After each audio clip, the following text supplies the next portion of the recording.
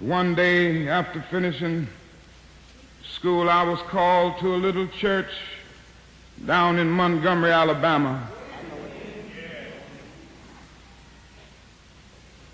And I started preaching there. Things were going well in that church. It was a marvelous experience. But one day, a year later, a lady by the name of Rosa Parks decided that she wasn't going to take it any longer. She stayed on a bus seat. And you may not remember it because it's way back now, several years, but it was the beginning of a movement where 50,000 black men and women refused absolutely to ride the city buses, and we walked together for 381 days. Yes, sir. That's what we got to learn in the North. The Negroes have to learn to stick together. We stuck together.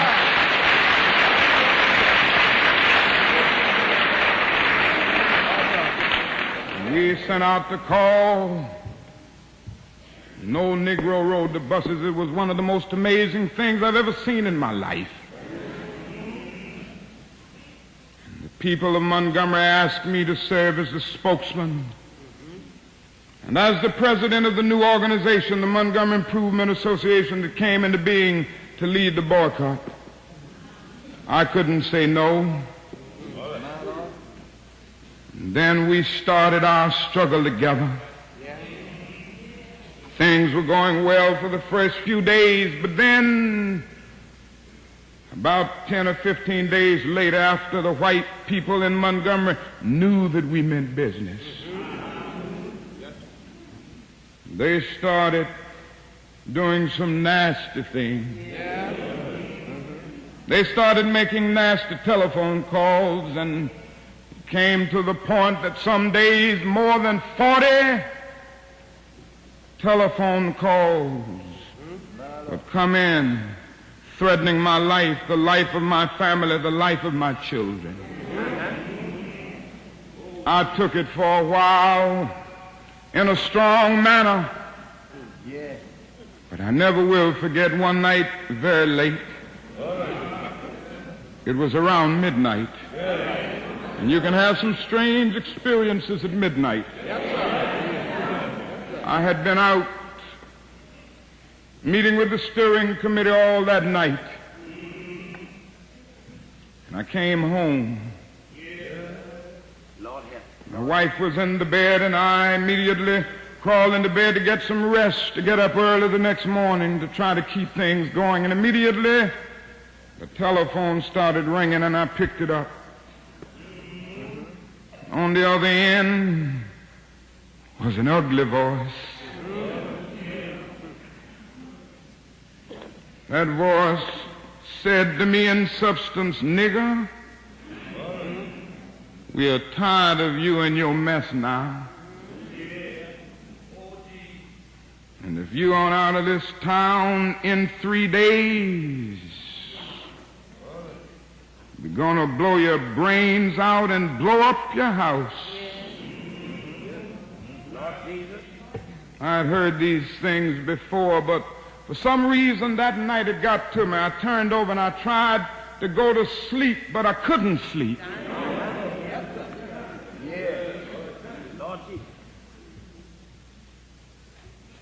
was frustrated, bewildered. And then I got up and went back to the kitchen, and I started warming some coffee, thinking that coffee would give me a little relief.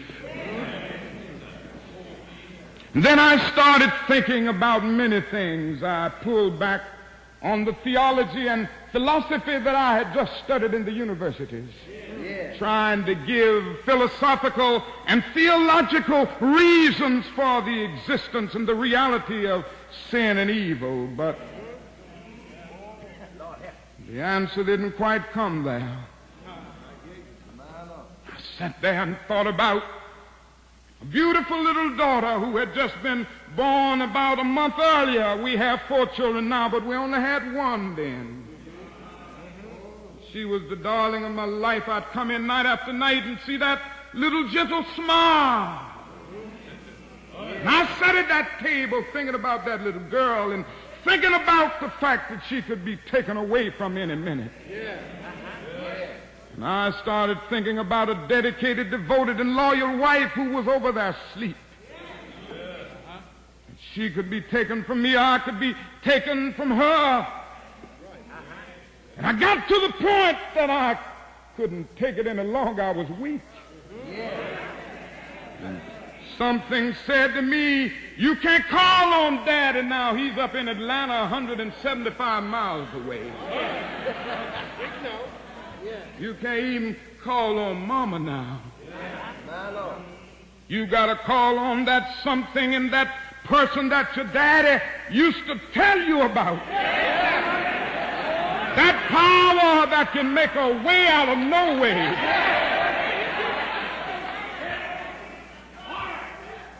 I discovered then that religion had to become real to me, and I had to know God for myself.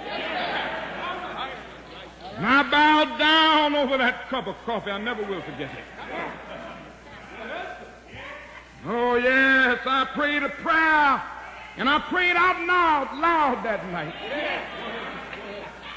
I said, Lord, I'm down here trying to do what's right. I think I'm right. I think the cause that we represent is right. But Lord, I must confess that I'm weak now, I'm faltering, I'm losing my courage. It seemed at that moment that I could hear an inner voice saying to me, Martin Luther, stand up for righteousness. Stand up for justice. Stand up for truth. And lo, I will be with you even until the end of the world. I tell you, I've seen the lightning flash. I've heard the thunder roll. I've felt sin breakers dashing, trying to conquer my soul. But I heard the voice of Jesus saying, still to fight on. He promised never to leave me, never to leave me alone. No, never alone. No, never alone. He promised never to leave me, never to leave me alone. Sometimes I feel discouraged. And I don't mind telling you this morning that sometimes I feel discouraged. I felt discouraged in Chicago. As I moved through Mississippi and Georgia and Alabama, I feel discouraged. Living every day under the threat of death, I feel discouraged sometimes.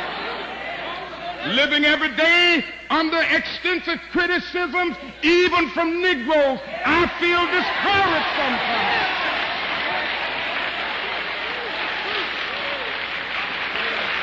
Yes, sometimes I feel discouraged and feel my works in vain. But then the Holy Spirit revives my soul again. There is a balm in Gilead to make the wounded whole. There is a balm in Gilead to heal the sin-sick soul. God bless you.